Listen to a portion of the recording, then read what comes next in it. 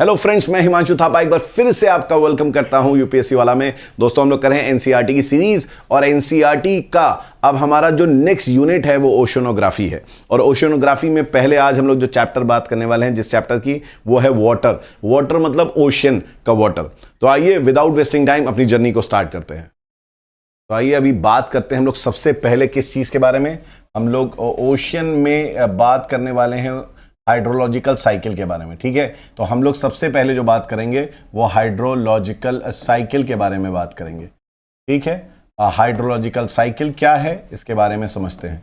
देखिए, hydrological cycle basically बता रहा है कि कैसे हमारा वाटर फ्लो कर रहा है पूरे अर्थ में। ठीक है, कैसे एटमॉस्फेयर में जा रहा है, कैसे रेनफॉल हो रहा है, फिर वो कैसे रिवर, लेक्स, ग्राउंड वाटर के थ्रू इवापोरेट हो रहा है, कैसे ये पूरी सर्कल, ये पूरी साइकिल चल रही है, इसके बारे में हाइड्रोलॉजिकल साइकिल है। तो देखिए, हाइड्रोलॉजिकल साइकिल में सबसे पहले हम लोग देखते हैं कि स्टेप को समझते हैं यहां पर। तो ये हमारा बहुत बड़ा ओशन है। ठीक है, अब हम लोग सबसे पहले देखते हैं इवापोरेशन को। यहां पर हम लोग सबसे पहले देखते हैं इवापोरेशन को। ठीक है, कि इवापोरेशन कहां कहां से हो रहा है, और उस इवापोरेशन के बाद कंडेंसेशन होगा। कंडेंसेशन से आपके क्लाउड्स बनेंगे। तो इवेपोरेशन कहां कहां से हो रहा है, तो एक इवेपोरेशन देखिए आप यहां पर, एक इवेपोरेशन आपको कहां से दिख रहा है, तो एक इवेपोरेशन आपको ओशन से दिख रहा है। तो दिस इज व्हाट, यहां से ओशन है, ओशन आपका गर्म हो रहा है, सनलाइट पड़ रही, ओशन गर्म हो रहा है, इवेपोरेट हो रहा है, और यहां पर ऊपर जाके कंडेंस हो रहा है। लेकिन इसके साथ साथ और भी बहुत सारी ऐसी वाटर बॉडीज हैं जहां से इवेपोरेशन हो रहा है। तो आप एक इवेपोरेशन देखेंगे, we have lot of reservoirs, हमारे पास बहुत सारे डैम्स हैं। ठीक है, और डैम के पीछे क्या बना रखा है हम लोग ने, लेक्स बना रखे हैं। तो हमारे पास बहुत सारे आर्टिफिशियल लेक्स हैं, we have lot of artificial lakes, और हमारे नेचुरल लेक्स भी हैं। तो ये जो हमारे रिजर्वॉयर हैं, रिजर्वॉयर से भी इवेपोरेशन हो रहा है। ये हमारे जो रिजर्वॉयर हैं, रिजर्वॉयर यहां देख सकते हैं आप, रिजर्वॉयर हैं, यहां से भी इवेपोरेशन हो रहा है। आप कहेंगे बिल्कुल ठीक है। फिर हमारा सॉइल जो होता है, सॉइल में भी मॉइस्चर होता है। सॉइल का जो मॉइस्चर है उसमें जब हीट पड़ती है तो यहां से भी इवेपोरेशन होता है। तो यहां आप देख सकते हैं कि सॉइल से इवेपोरेशन हो रहा है। ठीक है, फिर आप देख रहे हैं यहां पर, तो एक हम लोग का ट्रांसपिरेशन भी होता है। वेजिटेशन, जो हमारे प्लांट्स है, ट्रीज हैं, उनमें भी मॉइस्चर होता है और उनसे भी मॉइस्चर रिलीज होता है, जिसको हम बोलते हैं क्या, इवेपो ट्रांसपिरेशन या ट्रांसपिरेशन फ्रॉम वेजिटेशन। ठीक है, तो अब अगर कुल मिला के आप यहां पर देखेंगे तो आपको क्या पता चलेगा। यहां पर आपने क्या देखा, यहां पर आपने देखा इवेपोरेशन फ्रॉम ओशियन, ये ओशियन से इवेपोरेशन हो रहा है। दूसरा आपने देखा रिजर्वॉयर से इवेपोरेशन हो रहा है। ठीक है, फिर आपने देखा लैंड से इवेपोरेशन हो रहा है ना, सॉइल से, वेजिटेशन से, ये हमारा लैंड से आपका इवेपोरेशन हो रहा है।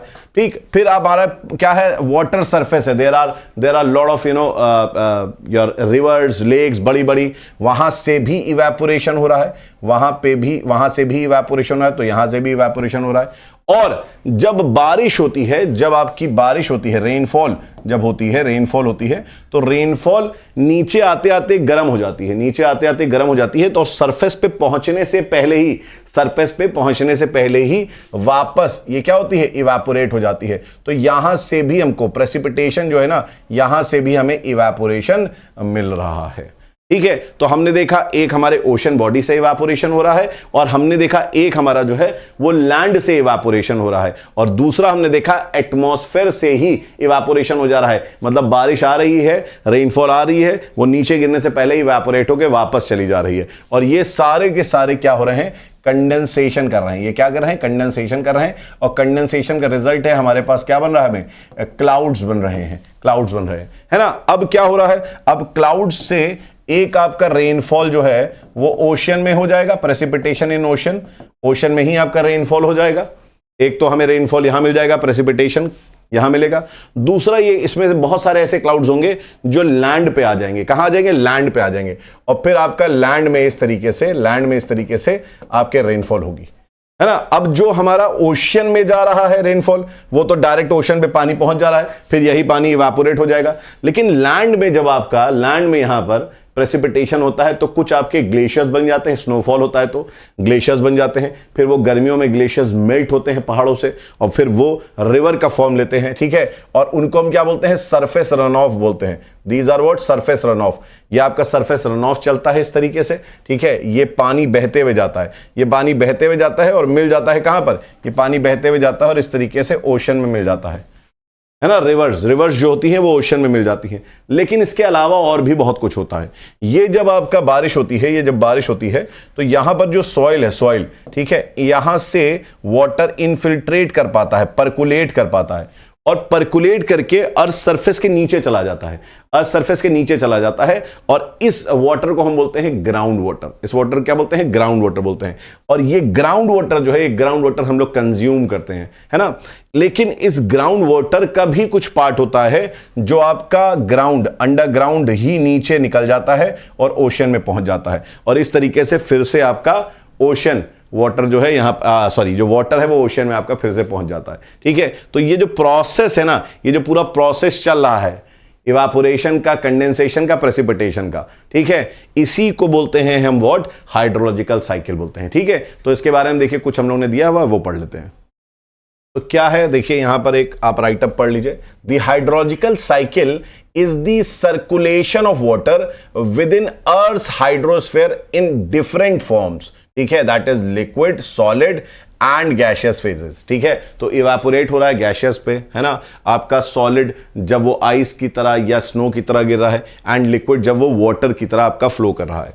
It also refers to the continuous exchange of water between the ocean's atmosphere and land surface, है ना, सब लैंड सरफेस, सब सरफेस एंड दी ऑर्गेनिजम्स, ठीक है। तो ये एक क्या है? एक एक्सचेंज ऑफ वाटर है जो हम देख रहे हैं कंटिन्यूअसली हो रहा है। किसके बीच में हो रहा है? ओशन में, एटमॉस्फेयर में, लैंड सरफेस में। देन वी हैव सब सरफेस ग्राउंड वाटर हमने देखा, ऑर्गेनिजम्स, है ना, जो हमारे और ऑर्गेनिजम्स हैं, जो बॉडीज हैं, उनसे भी इवेपोरेशन होता है, ठीक है। Water is a cyclic resource and can be used and reused, बिल्कुल सही बात है, ठीक है। हम लोग वाटर को यूज और रीयूज कर सकते हैं, ये एक साइक्लिक रिसोर्स है।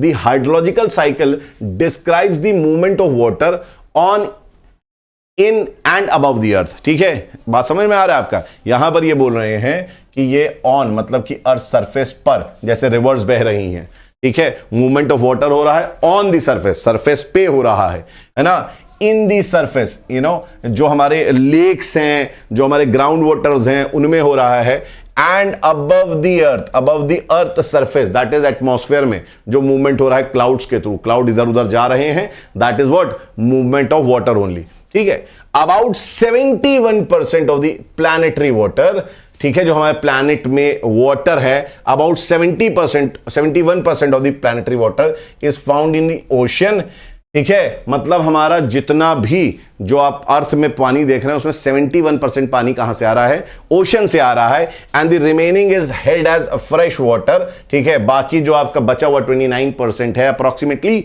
वो फ्रेश वाटर है। और फ्रेश वाटर किस फॉर्म में है? फ्रेश वाटर वो ग्लेशियर्स, आइस कैप के फॉर्म में है ना, ग्लेशियर और आइस कैप के फॉर्म में फ्रेश वाटर है। वो आपका ग्राउंड वाटर के फॉर्म में है, जो हमारे अर्थ सरफेस के नीचे सब सरफेस में वाटर रहता है उसमें है। लेक्स में फ्रेश वाटर है, सॉइल मॉइस्चर में फ्रेश वाटर है, एटमॉस्फेयर में फ्रेश वाटर है, रिवर्स में, स्ट्रीम्स में फ्रेश वाटर है, एंड विद इन लाइफ में आपका क्या है? फ्रेश वाटर है। हमारी आपकी बॉडी में भी फ्रेश वाटर है। तो जो हमारा प्लैनेट है, अर्थ प्लैनेट, उसमें 71% जो है ओशन में है और 29% जो है वो फ्रेश वाटर इन सभी चीजों में है। इट इज वेरी सिंपल, कुछ इसमें रॉकेट साइंस नहीं है।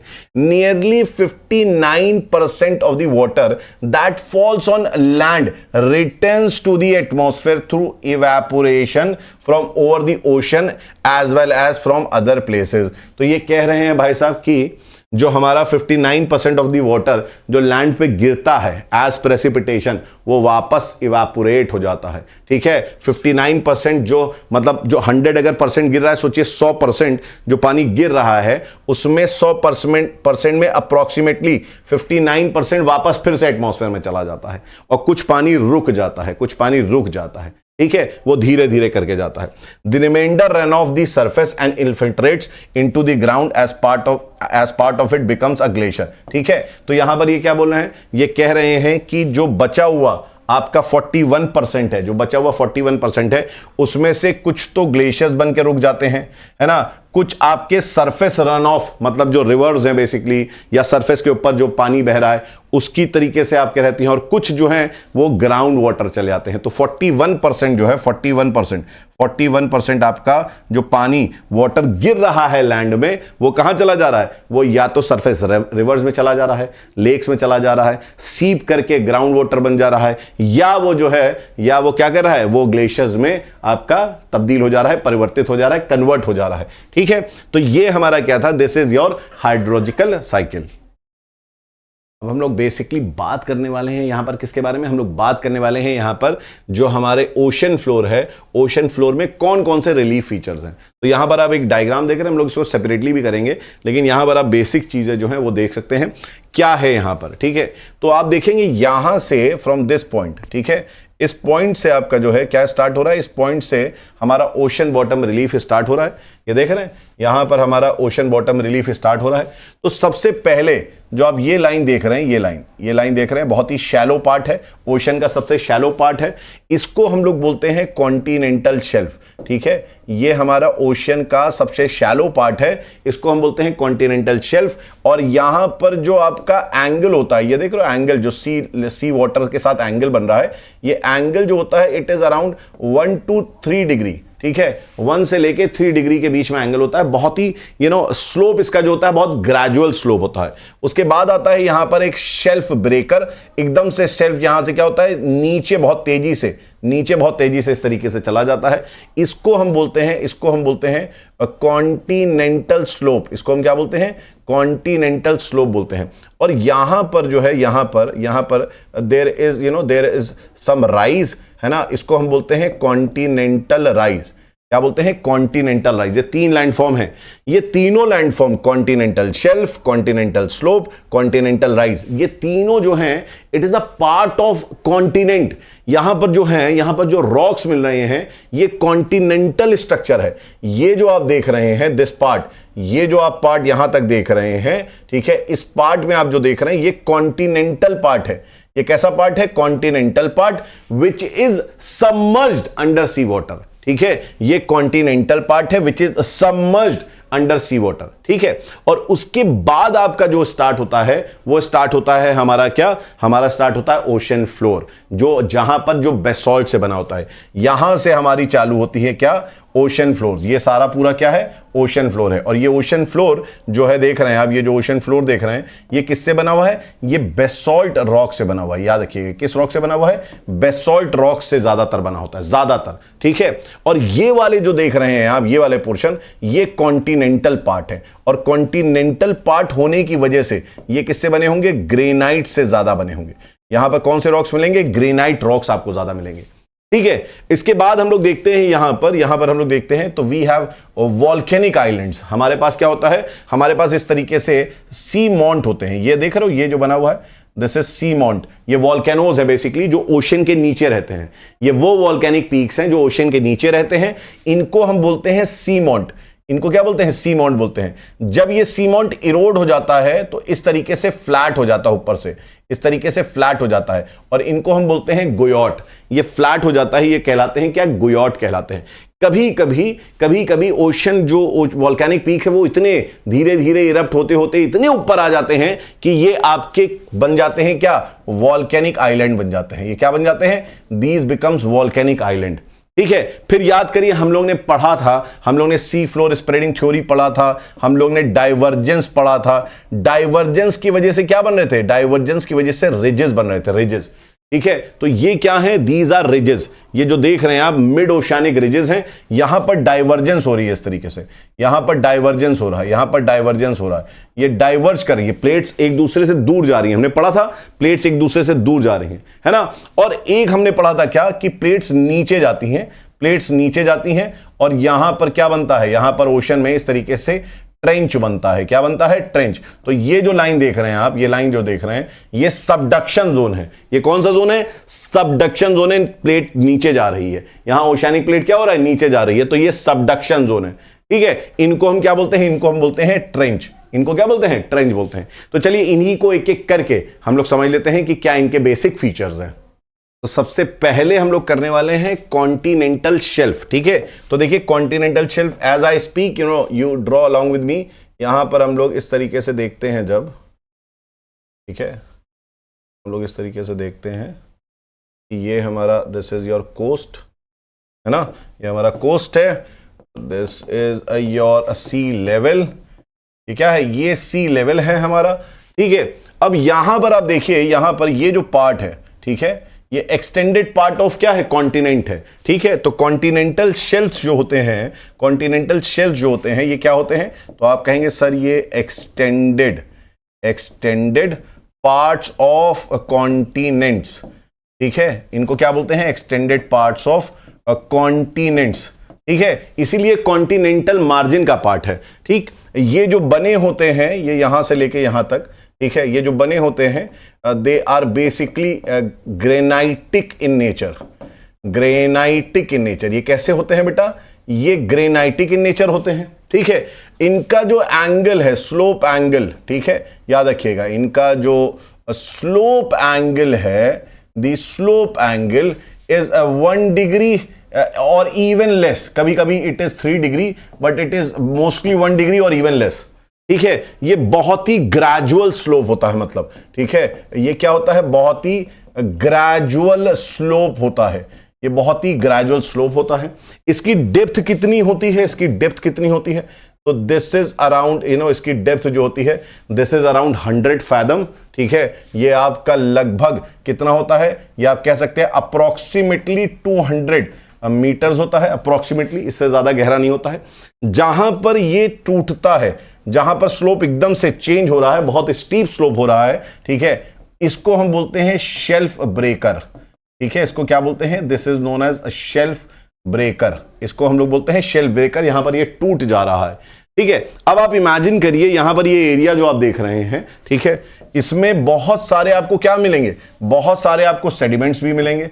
आप कहेंगे यस सर, यहां सेडिमेंट्स मिलेंगे, इस वाले एरिया में क्या होगा, बहुत सारे सेडिमेंट्स मिलेंगे आपको। और ये जो सेडिमेंट्स होंगे, ये सेडिमेंट्स बेसिकली फ्यूचर में जाके आपका सोर्स ऑफ फॉसिल फ्यूल भी बन जाएंगे, ठीक है। तो यहां पर आपको बहुत सारे क्या मिलेंगे, लॉट ऑफ सेडिमेंट्स। क्यों, रिवर आ रही है, रिवर्स आ रही हैं, रिवर्स अपने सेडिमेंट्स यहीं तो डिपॉजिट कर रही हैं, तो यहां पर आपको क्या मिलेंगे, यहां पर आपको डेल्टाज मिल जाएंगे, यहां पर आपको बहुत सारे डेल्टाज मिलेंगे, यहां पर आपको क्या मिलेंगे, बहुत सारे सेडिमेंट्स मिलेंगे। और ये जो सेडिमेंट्स होंगे, यही सेडिमेंट्स आपके क्या होंगे, फ्यूचर में फॉसिल फ्यूल में कन्वर्ट हो जाएंगे बाद में, ठीक है। अच्छा, ये जो जोन है, ये जो जोन है, यहां पर आपका सनलाइट बहुत अच्छी पड़ रही है, यहां पर क्या होता है, सनलाइट बहुत अच्छी पड़ती है। इस पूरे जोन में वाटर में पेनिट्रेट कर पाती है सनलाइट, क्योंकि आपको मालूम होगा कि जो सनलाइट है वो अराउंड 200 मीटर तक पेनिट्रेट कर पाती है। तो जो ये जोन है, जो कॉन्टिनेंटल शेल्फ का जोन है, this zone is basically what, it is representing photic zone. यहां पर मतलब आपका सनलाइट बहुत अच्छा पड़ती है, और अगर यहां सनलाइट अच्छी पड़ रही है, यहां सनलाइट अच्छी पड़ रही है, तो इसका सिग्निफिकेंस बढ़ जाएगा। क्यों, इसका सिग्निफिकेंस इसलिए बढ़ जाएगा क्योंकि इसी जगह पे आपको कोरल्स भी मिलेंगे। कॉन्टिनेंटल शेल्फ में ही आपको क्या मिलते हैं, कोरल्स मिलते हैं। यहीं पर हमको क्या मिलते हैं, यहां पर हमको बैंक्स मिलते हैं, बैंक्स, ठीक है। यहां पर हमें लैंडफॉर्म मिलते हैं, इस तरीके के लैंडफॉर्म होते हैं, फ्लैट लैंडफॉर्म होते हैं, जो कि कॉन्टिनेंटल शेल्फ्स में बने होते हैं। इनको हम क्या बोलते हैं, बैंक्स बोलते हैं। ये कैसे बनते हैं, सेडिमेंट्स आपके धीरे धीरे डिपॉजिट्स होते हैं और ये बैंक बन जाते हैं। यहां रोशनी बहुत अच्छी पड़ती है, इसलिए ये जो बैंक होते हैं, ये बैंक जो होते हैं फिशिंग के लिए बहुत अच्छे होते हैं। इसके लिए बहुत अच्छे होते हैं, फिशिंग। तो यहां पर आपका फिशरीज, यहां फिशिंग इंडस्ट्री आपकी डेवलप हो जाती है।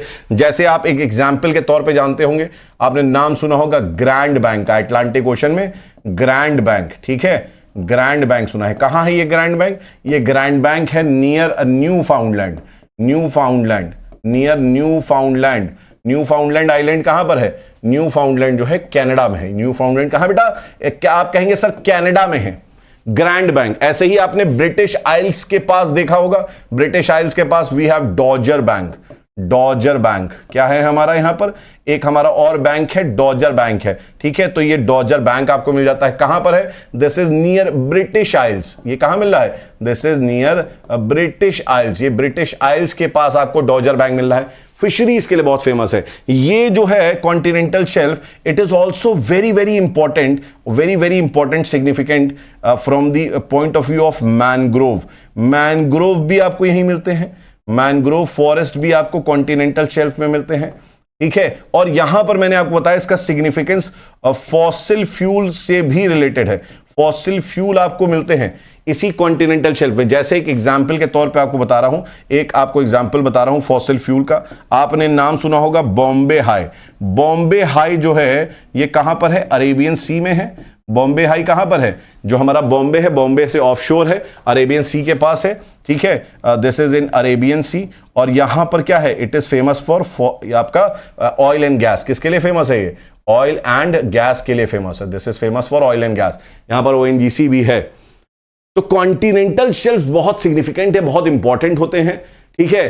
कॉन्टिनेंटल शेल्फ जो होते हैं इनका स्लोप एंगल जो होता है बहुत कम होता है, ठीक है। कॉन्टिनेंटल स्लोप जो है ये कॉन्टिनेंटल मार्जिन्स का पार्ट है, they are the extension of continents, ठीक है। अब मैं आपको बताता हूं क्या कॉन्टिनेंटल स्लोप के बारे में, ठीक है। We will talk about continental slope, ठीक है। हम लोग किसके बारे में बात करेंगे? We will talk about continental slope, ठीक है। अब कॉन्टिनेंटल स्लोप के बारे में बात करेंगे तो this was your continental shelf, this is your continental slope. जहां पर आपका स्लोप एंगल बढ़ जाता है, slope angle is more than, यहां पर आप देखेंगे तो ये वाला जो पार्ट है, ये वाला पार्ट, ठीक है, ये भी कॉन्टिनेंट का पार्ट है यार। ये भी देखो, ये इसको क्या बोलते हैं? Continental slope. ये वाले पोर्शन को हम क्या बोलते हैं? कॉन्टिनेंटल स्लोप बोलते हैं। दिस इज अ स्लोप, ठीक है। यहां पर स्लोप अगर आप देखेंगे तो slope is more than 3 degree. Slope जो है यहां पर 3 डिग्री से ज्यादा होता है, कहीं कहीं पर बहुत स्टीप होता है और ये स्टीप होकर 30 डिग्री तक भी पहुंच जाता है। तो it is between 3 degree and 30 degree, ठीक है। More than 3 degree and between 30 degree continental slope. ये कॉन्टिनेंटल स्लोप भी ग्रेनाइटिक इन नेचर होते हैं। They are also granitic in nature. Why? क्योंकि ये कॉन्टिनेंट का ही पार्ट है विच इज सबमर्ज्ड, कॉन्टिनेंट का ही पार्ट है विच इज सबमर्ज्ड, ठीक है। अब यहां पर कॉन्टिनेंटल स्लोप में क्या आपको डेल्टा मिल सकते हैं, कोरल मिल सकते हैं? नहीं। क्यों? टिकेंगे ही नहीं, बहुत स्टीप स्लोप हो जाती है। क्या हो जाती है? स्टीप स्लोप होती है, ठीक है। दे आर स्टीपर, ठीक है। तो ये क्या होते हैं? They are steeper, they are steeper. ये चीज याद रखिएगा, इनका स्लोप एंगल ज्यादा होता है, दे आर स्टीपर।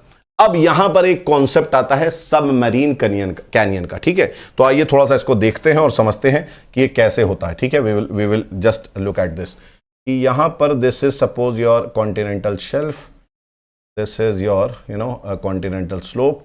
और अभी हम लोग देखेंगे कि यहां पर कुछ है। सपोज दिस इज योर, तरीके से हम लोग देख लेते हैं इसको,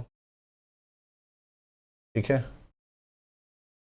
अब ये वाला जो पोर्शन है हमारा, this is coast, this is coast, ठीक है। ये कोस्ट है, this is your submerge part, ये सबमर्ज पार्ट है। This is shelf, this is continental shelf, ठीक है। दिस इज कॉन्टिनेंटल स्लोप, ठीक है। अब क्या हो रहा है कि यहां से रिवर्स आती हैं, यहां से रिवर्स आती हैं और रिवर्स यहां पर डेल्टा बनाती है। रिवर्स क्या बनाती है? यहां पे डेल्टा बनाती है और यहां पर डिपोजिशन करती है, यहां पे डिपोजिशन करती है, ठीक है। अब क्या होता है कि ये तो कॉन्टिनेंटल शेल्फ में आपका डिपोजिशन हो रहा है, डेल्टा बन रहा है। रिवर्स यहां से आ रही है, दीज आर रिवर्स। ये क्या है बेटा? ध्यान से देखो, ये रिवर्स है। ये यहां सेडिमेंट्स डिपॉजिट कर रही हैं, यहां पर सेडिमेंट्स डिपॉजिट कर रही हैं, है ना। और लगातार ये सेडिमेंट्स डिपॉजिट कर रही हैं, तो ये एक तरीके से पुश करती हैं, इन सेडिमेंट्स को पुश करती हैं। और ये सेडिमेंट्स जो हैं, ये सेडिमेंट्स आगे इस तरीके से चले आते हैं, ये सेडिमेंट्स आगे इस तरीके से चले आते हैं, ठीक है। और ये सेडिमेंट्स जो हैं, जैसे यहां से सेडिमेंट्स आए, ये आपके सेडिमेंट्स हैं, दीज आर दी सेडिमेंट्स। और ये सेडिमेंट्स इस तरीके से नीचे उतर जाते हैं, ये सेडिमेंट्स इस तरीके से नीचे उतरते हैं, स्लोप के अलोंग ये सेडिमेंट्स नीचे उतरते हैं। ये जो आपके सेडिमेंट्स नीचे उतर रहे हैं ना, ऐसा लगता है जैसे आपने देखा है ना, जो लैंडस्लाइड होता है तो कैसे कैसे पूरा जो मड है, जो रॉक्स हैं, वो कैसे नीचे आते हैं, वैसे ही कुछ यहां पर भी आपके सेडिमेंट्स नीचे आ रहे हैं। दीज आर सेडिमेंट्स जो आपके नीचे आ रहे हैं। इन्हीं को हम बोलते हैं क्या? जो नीचे जो आ रहे हैं इनको हम बोलते हैं टर्बिडिटी करंट। इनको क्या बोलते हैं हम? टर्बिडिटी करंट्स बोलते हैं, ठीक है। बहुत ध्यान समझिए, turbidity currents are like what? They are like landslide, समझ में आ रहा है? इमेजिन कर पा रहे हो? मड, रॉक्स, वैसा ही है कुछ।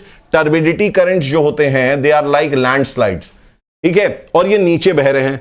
ये जो देख रहे हो ना, दिस पोर्शन, ये टर्बिडिटी करंट्स बन जाएंगे। ये आपके नीचे फ्लो करेंगे। जब ये नीचे फ्लो करते हैं तो कुछ ऐसा लैंडफॉर्म बना लेते हैं। जब ये नीचे फ्लो करते हैं तो ऑब्वियस सी बात है, जब ये नीचे फ्लो करेंगे तो इनमें फ्रिक्शन होगा, इनमें आपस में फ्रिक्शन होगा सरफेस में, और फ्रिक्शन होगा तो ये कटिंग करेंगे। और आपने रिवर में देखा, रिवर कैसी कटिंग करती है? डाउनवर्ड कटिंग करती है ना रिवर जैसे, वैसे ही ये भी कटिंग करेंगे, और इस तरीके से यहां पर ये डीप वैली सा बना लेंगे। दिस पोर्शन, ये वाला, ये पूरा एरिया है ना, ये इस तरीके से डिपोजिशन से बनता है।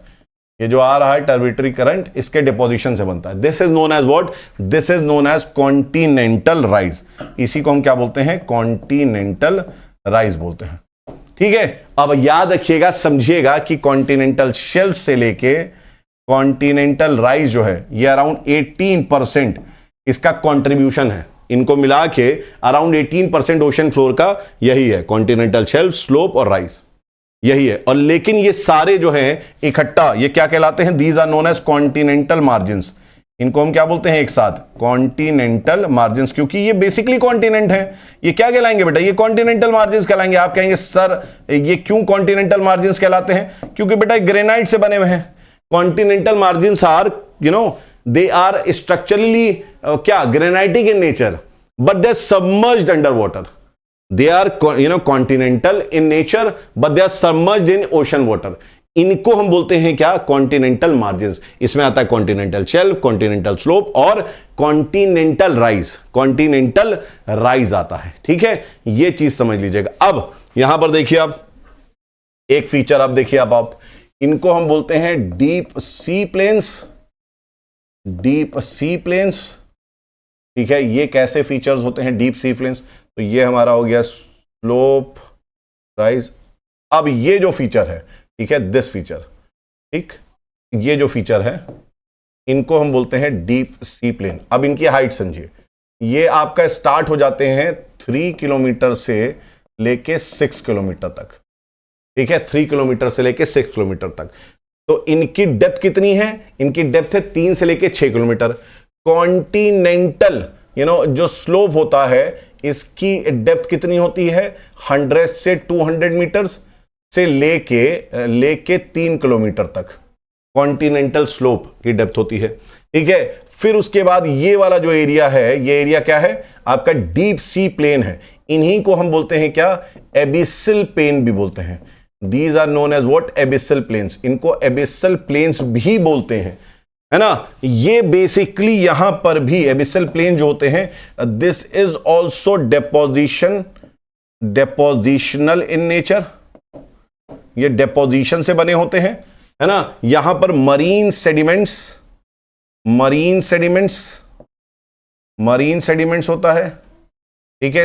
इसमें कॉन्टिनेंटल राइज से जो सेडिमेंट्स मिलते हैं, वो सेडिमेंट्स होते हैं इसमें, ठीक है। तो इनमें क्या होता है? इनमें सॉल्ट पार्टिकल्स, ऊपर जो ये सॉल्ट पार्टिकल्स होते हैं ना, ये डेंसिटी के साथ नीचे आ जाते हैं, सॉल्ट पार्टिकल्स। तो इनमें क्या मिलते हैं आपको? सॉल्ट पार्टिकल्स मिलते हैं। और ये जो आप देख रहे हैं abyssal plain, this is the flattest topography of ocean. Flattest topography of the ocean. ये ओशन के फ्लैटेस्ट टोपोग्राफी है, इनसे फ्लैट कुछ नहीं है। ये फ्लैटेस्ट टोपोग्राफी है एबिसल प्लेन, ठीक है। तो these are your abyssal plain. Abyssal plain में डिपोजिशन होता है मरीन सेडिमेंट्स का, ठीक। तो ये हमारे क्या है? ये हमारे एबिसल प्लेन होते हैं। ये these are what? Abyssal plain. तो ये deep sea plain, continental shelf, continental slope, है ना, कॉन्टिनेंटल राइज, ये बहुत इंपॉर्टेंट फीचर्स हैं इसके, हमारे ओशन फ्लोर के। ये बड़े फीचर्स हैं। अब इसमें एक चीज मैं आपको बताऊं, एक चीज आप समझिएगा। यहां पर जो कॉन्टिनेंटल शेल्फ है, ये सबसे इंपॉर्टेंट है। कॉन्टिनेंटल शेल्फ सबसे इंपॉर्टेंट है। अब बात आती है कि कॉन्टिनेंटल शेल्फ कहीं नैरो होते हैं, कहीं पर वाइड होते हैं, कहीं पे नैरो होते हैं, कहीं पे वाइड होते हैं। तो याद रखिएगा, जो कॉन्टिनेंटल शेल्फ है, कॉन्टिनेंटल शेल्फ, इसको लिखना चाहे तो लिख लीजिएगा। कॉन्टिनेंटल शेल्फ जहां फोल्ड माउंटेन्स होते हैं, उनके अलोंग ये हमेशा नैरो होते हैं। क्यों? क्योंकि ट्रेंच का फॉर्मेशन होता है। तो जहां पर भी ट्रेंच होगा, यह चीज याद रखिएगा, ठीक है, जहां पर भी ट्रेंच होगा, at the places of trench या at the places of subduction, at the places of subduction, जहां सबडक्शन हो रहा है, ठीक है, याद है प्लेट्स जो टकराती थी, है ना, मतलब जहां ट्रेंच मिलते हैं, eight the places of trench, the continental shelf is narrow, is what is narrow, याद रखिएगा, ये लिख लीजिएगा। कॉन्टिनेंटल शेल्फ जो होते हैं, जहां पर आपके ट्रेंचेस होते हैं, जहां पर आपके फोल्ड माउंटेन्स होते हैं, उनके अलोंग आपके ये हमेशा नैरो होते हैं। तो ये वाइड कहां होते हैं? ये वाइड कहां होते हैं? ये वाइड होते हैं माउथ ऑफ द रिवर्स पे, जहां डेल्टास बनते हैं, ठीक है, at the place of delta, at the place of deltas, at the place of deltas, at the place of faulting, at the place of faulting, ठीक है, it is wider, it is wider. ये जो होते हैं बेटा क्या होते हैं? वाइड होते हैं, लिख लीजिए, इट इज वाइडर, ठीक है।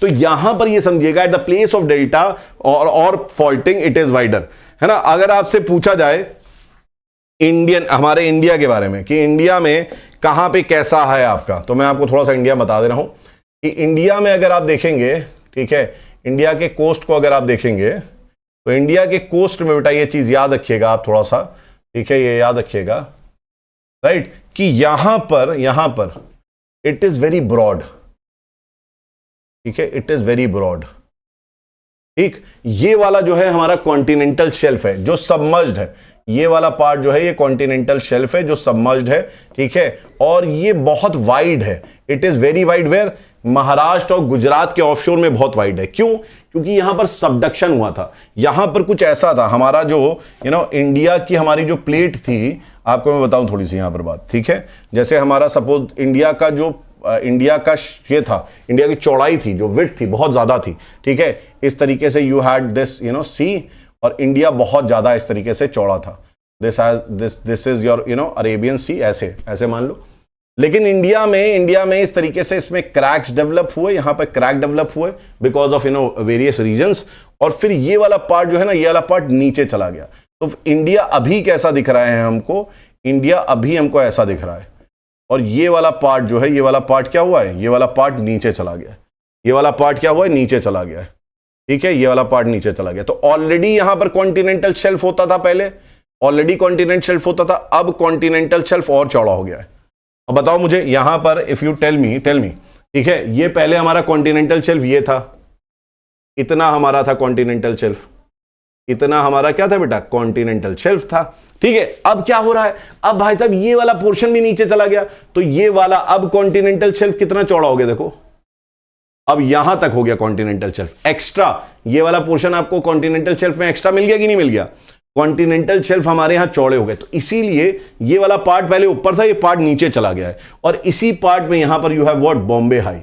बॉम्बे हाई यहीं पर है, जो अभी हम लोग ने बॉम्बे हाई लिखा ना पेट्रोलियम एंड इसके लिए, बॉम्बे हाई यहीं पर है बेटा, दिस इज बॉम्बे हाई, ये बॉम्बे हाई वाला रीजन है, ठीक है। वहीं अगर आप देखेंगे तो यहां पर आपको यहां पर these are broader continental shelf, यहां पर क्या है? गंगा ब्रह्मपुत्र सुंदरबन डेल्टा है, यहां पर क्या है? सुंदरबन डेल्टा है। तो सुंदरबन डेल्टा की वजह से क्या है? ब्रॉडर कॉन्टिनेंटल शेल्फ आपको यहां मिल रहा है, ठीक है। तो ये हमने देख ली, किसके बारे में बात कर ली हमने? कॉन्टिनेंटल शेल्फ के बारे में बात करी। वर्ल्ड में अगर आप बात करेंगे, ब्रॉडर कॉन्टिनेंटल शेल्फ आपको कहां मिलते हैं? हडसन बे, मेडागास्कर, नॉर्थ सी, ये ब्रॉडर कॉन्टिनेंटल शेल्फ यहां मिल रहा है, बहुत चौड़े कॉन्टिनेंटल शेल्फ है यहां पर, ठीक है। तो ये कॉन्टिनेंटल शेल्फ बहुत इंपॉर्टेंट होते हैं, सिग्निफिकेंस इसका मैंने बता दिया। अब हम लोग जो एबिसल प्लेन है, एबिसल प्लेन में और माइनर फीचर्स होते हैं, उन माइनर फीचर्स को हम लोग जो है देखते हैं। बेसिकली अब हम लोग जो बात करने वाले हैं, ये बात करने वाले हैं डीप सी प्लेन्स के बारे में, ठीक है।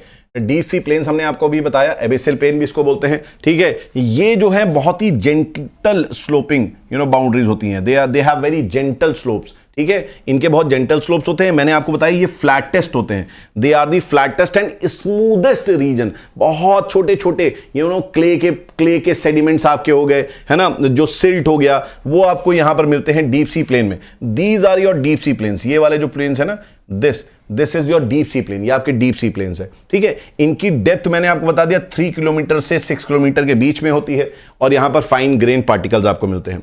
अब आती है एक चीज, क्या इसको हम बोलते हैं ओशन डीप या ट्रेंच। आपको याद होगा मैंने बताया था कि इस तरीके से आपके ट्रेंचेस कहां पे मिलते हैं, जहां पर कॉन्टिनेंटल प्लेट्स जो हैं वहां पर इस तरीके से ओशियानिक प्लेट जहां पर आपका सबडक करती हैं, कॉन्टिनेंटल प्लेट जहां पर आके ओशियानिक प्लेट कॉन्टिनेंटल प्लेट में सबडक करती हैं, ये दिस इज ओपी।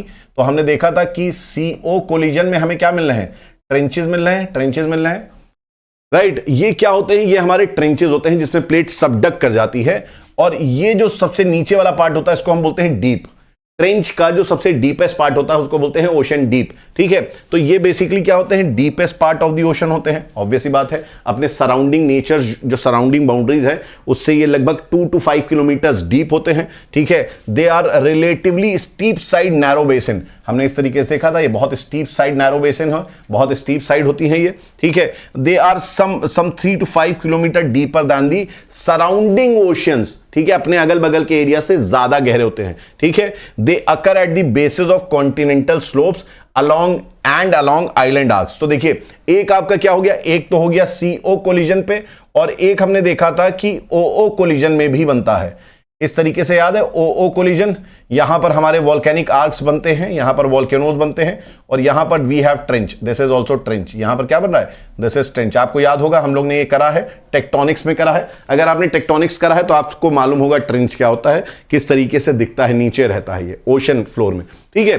तो दीज आर योर ट्रेंचेस, ये दीज आर योर ट्रेंचेज। अब जहां जहां ट्रेंचेस होते हैं वहां पर आपको क्या मिलता था, याद है, subduction zone, Benioff zone होता है ये, बेनी ऑफ जोन। और याद है आपको मैंने बताया था बेनी ऑफ जोन जो है, बेनी ऑफ जोन में क्या है, बेनी ऑफ जोन में अर्थक्वेक आता है, बेनी ऑफ नहीं पता कर रहा था। तो यहां ये स्ट्रॉन्ग अर्थक्वेक से साथ भी रिलेशन इसका रहता है।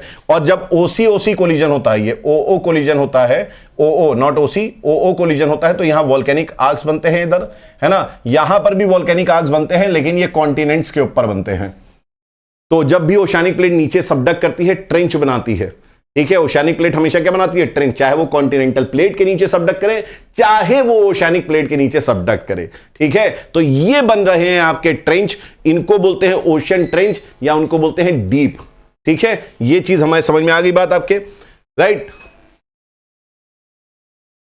मिड ओशियानिक रीजेस हम लोग पहले ही कर चुके हैं, मिड ओशियानिक रीजेस जो है हम लोग पहले ही कर चुके हैं, हम लोगों ने टेक्टोनिक्स में कराया। ये क्या है बेसिकली, एक आप देख रहे हैं इस तरीके पे यहां पर माउंटेन है, एक आप देख रहे हैं इस तरीके से माउंटेन है, देयर इज अ डिप्रेशन, है ना। तो यही चीज लिखी है, it is compose of 2 chains of mountains separated by a large depression. Do you remember यहां पर क्या हो रहा था, यहां पर हमारा जो मैंटल है वो ऊपर जा रहा है, इस तरीके से मैंटल ऊपर जा रहा है, मैंटल ऊपर जा रहा है ना। और यहां MOR बन रहा है, मिड ओशियानिक रीजेस। यहां पर क्या हो रहा है, ये जो इस तरीके से हमारा जो डाइवर्जिंग लिम्ब था, हमारा डाइवर्जिंग लिम्ब था, जो मैंटल से, जो हमारे मैंटल से मैग्मा ऊपर उठ रहा है, ये मैग्मा ऊपर उठ रहा है, जो इसका डाइवर्जिंग लिम्ब है, ये डाइवर्जिंग लिम्ब क्या कर रहा था, याद है, फ्रिक्शनल ड्रैग, इसको घसीट रहा था, यहां पर प्रेशर लगा रहा था, ये चीजों को घसीट रहा था। और इसकी वजह से यहां पर क्या हो रहा है, यहां पर प्लेट्स में मूवमेंट होते हैं, प्लेट्स में मूवमेंट होते हैं और इसी मूवमेंट में यहां पर क्या होता है, VC की यहां से मैग्मा ऐसे निकलता है, ये मैग्मा जो है इस तरीके से निकलता है, ठीक है। इनकी हाइट जो है ना, इनकी हाइट जो ये ओशियानिक ट्रेंचेस होते हैं, ओशियानिक रिजेस होते हैं, इनकी हाइट कैन बी, ये जो हाइट देख रहे हो ये आपकी लगभग 2500 मीटर्स तक हो सकती है। एंड देयर आर प्लेसेस जहां पर ये ऊपर भी आ जाते हैं, ये मिड ओशियानिक रिजेस सी लेवल के ऊपर भी आ जाते हैं, ठीक है। जैसे एग्जाम्पल के फॉर्म में आपको बताऊं मैं, जहां पर ये मिड ओशियानिक रिजेस आपके ऊपर आ गए हैं और आइलैंड्स बना लिए हैं, तो एक आपका ऐसा MOR और आइलैंड्स, जो जब MOR मिड ओशियानिक रीजेस ऊपर आ जाते हैं सी लेवल के तो आइलैंड्स बनाते हैं। जैसे मैं आपको एग्जांपल के लिए बताऊं, आइसलैंड क्या है, MOR पे है। यू हैव अजोर्स आइलैंड है आपका, ऐसे बहुत सारे आपके आइलैंड्स हैं जो मिड ओशियानिक रीजेस में है, ठीक है, मिड ओशियानिक रीजेस में है, ठीक। तो ये आपको बात समझनी है। अब आगे हम लोग आते हैं, बात करते हैं किसकी, सी माउंट की। अब सी माउंट क्या है बेसिकली, देखो 2 टाइप के वॉल्केनोज हो सकते हैं, 2 टाइप के वॉल्केनोज हो सकते हैं, कहां, ओशन के नीचे। एक तो वॉल्केनिक आर्क हो सकते हैं, एक तो इस तरीके से आपने देखा था क्या हो सकते हैं, OO कोलिजन जब होता है, ओशियानिक कोलिजन होता है, तो यहां पर क्या होता है, ये मैग्मा यहां बनता है और ये मैग्मा ऊपर राइज करता है और यहां पर वॉल्केनोज बनाते हैं। ये ओशन के नीचे रहता है। एक तो ऐसे बन सकता है, ठीक है। और एक आपका हमें याद है हम लोग ने पढ़ा था, किसका क्या पढ़ा था हम लोग ने, हॉटस्पॉट की थ्योरी पढ़ी थी कि ये कोर है और core mantle, and this is mental, this is mental, ये मेंटल है और कोर मेंटल बाउंड्री से चीजें ऊपर आ रही हैं, है ना। और आपके जो फ्लोर है ना, इस तरीके से जो फ्लोर है बेटा, यहां पर वॉल्केनोज बन रहे हैं। ये हम कहते थे कौन से वॉल्केनोज, इनको बोलते थे hotspot volcanoes. Remember hotspot volcanoes, हम लोग ने हॉटस्पॉट वॉल्केनोज में कई सारे करे थे। हमने हॉटस्पॉट वॉल्केनो देखा था, हमने कहा था हवाइन जो है, हवाइन पैसिफिक ओशन में जो हवाइन आइलैंड्स हैं वो एक हॉटस्पॉट आइलैंड है, हवाई आइलैंड, है ना। हमने देखा था, हमने कहा था ये हवाई आइलैंड क्या हुए थे, ऊपर आ गए थे, ये ऊपर आ गए थे। ऐसे ही हमने देखा था एक और एम्परर सी माउंट, हमने क्या देखा था, एम्परर सी माउंट्स देखे हैं, एम्परर सी माउंट्स हैं कहां पर, पैसिफिक ओशन में एम्परर सी माउंट्स हैं। तो बेसिकली क्या है, जब ये सी माउंट होते हैं, सी माउंट कौन से हैं, सी माउंट जो होते हैं, सी माउंट वॉल्केनिक वॉल्केनोज है ना। यहां से मैग्मा आ रहा है, ये मैग्मा आ रहा है और यहां पर इस तरीके से निकल रहा है। और ये वॉल्केनिक पीक्स जो हैं, जो सी लेवल के नीचे हैं, जो सी लेवल के नीचे हैं, इनको क्या बोलते हैं, सी माउंट्स बोलते हैं। इनको क्या बोलते हैं, सी माउंट्स बोलते हैं। जब यही सी माउंट्स आपके इरोड हो जाते हैं और इरोड होके इस तरीके से हो जाते हैं फ्लैट सरफेस, सी माउंट का जब हो जाता है सरफेस क्या, फ्लैट, तो इसी फ्लैट सरफेस को हम क्या बोलते हैं, इसी को हम बोलते हैं गोयॉट। ये फ्लैट सरफेस जो है इरोजन की वजह से, है ना, सी वेव्स और भी बहुत सारे प्रोसेसेस काम कर रहे हैं और आपके फ्लैट हो जा रही है सरफेस अगर सी माउंट की, तो वही गोयॉट बन जाती है। क्या बन जाती है, गोयॉट। और जब यही आपके ऊपर निकल जाते हैं तो ये क्या बन जाते हैं, सी लेवल से ऊपर निकल के ये आपके आइलैंड्स भी दिखते हैं। आइलैंड्स जैसे हवाइन आइलैंड्स है हमारा, ठीक है, हवाई आइलैंड इसका एग्जांपल है। जैसे रीयूनियन हॉटस्पॉट आइलैंड है हमारा, रीयूनियन आइलैंड है, ठीक है, इंडियन ओशन में जो फ्रांस के कब्जे में है, वो भी इसी का पार्ट है। वो भी किसका पार्ट है, वो भी इसी का पार्ट है। And this all we have done, हम ये सारी चीजें कर चुके हैं, ठीक है। तो देखो यहां पर सी माउंट के बारे में, it is a mountain with pointed summits rising from the sea floor, sea floor से निकल रहा है, ठीक है, rising from the sea floor, that does not reach the surface of the ocean.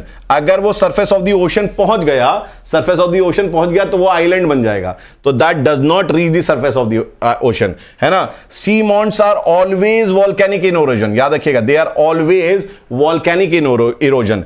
These can be 300 to 400 metre tall, ऊंचे हो सकते हैं, काफी ऊंचे हो सकते हैं, ठीक है। For example the emperor sea mount is an extension of the Hawaiian lands in the Pacific Ocean. ये हम लोग ऑलरेडी कर चुके हैं, प्लेट्स नॉर्थ की तरफ बढ़ गई थी पैसिफिक की, तो हमारा नए आइलैंड्स फिर हवाइन आए और जो पहले हवाई में बने थे वो एम्परर सी माउंट्स बन गए, याद है, ऊपर की तरफ।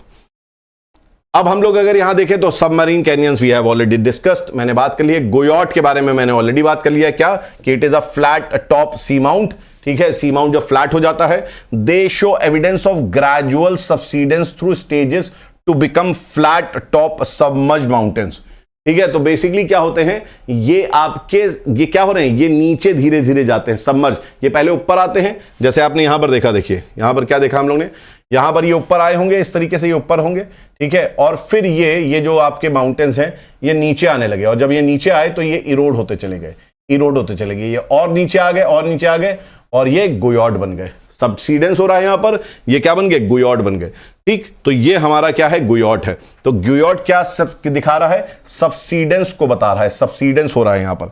It is estimated that more than 10,000 sea mounts and guyots exist in the Pacific ocean alone.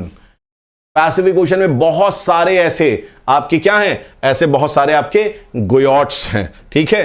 तो अच्छा, अब एटॉल हम लोग करेंगे कब, कोरल में करेंगे। लेकिन एटॉल क्या होता है, ये आपके कोरल आइलैंड्स होते हैं। ये मैं आपको डीपली हम लोग करेंगे, कोरल रीफ जब आने वाले चैप्टर में हम लोग कोरल रीफ करने वाले हैं, वहां पर हम लोग इसको डील करेंगे। अब हम लोग बात करने वाले हैं यहां पर टेम्परेचर ऑफ द वाटर की।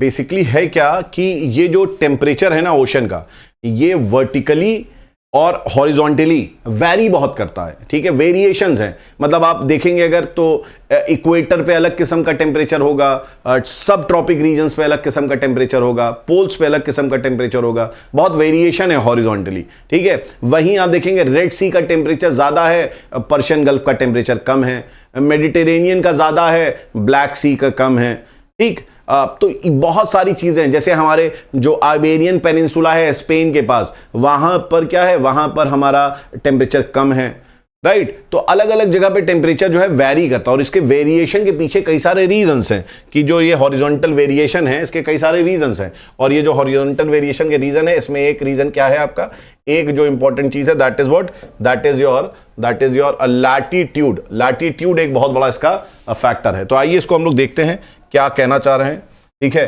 तो एक फैक्टर जो बहुत इंपॉर्टेंट है दैट इज लैटिट्यूड, ठीक है। लैटिट्यूड, लैटिट्यूड का मतलब क्या है, लैटिट्यूड का मतलब है कि इक्वेटर से जब आप पोल्स की तरफ जाएंगे, इक्वेटर से जब आप पोल्स की तरफ जा रहे हैं, व्हेन यू आर मूविंग पोलवर्ड्स, तो पोलवर्ड्स क्या होगा, टेम्परेचर डिक्रीज होगा, ठीक है। तो लैटिट्यूड का बहुत बड़ा रोल होता है।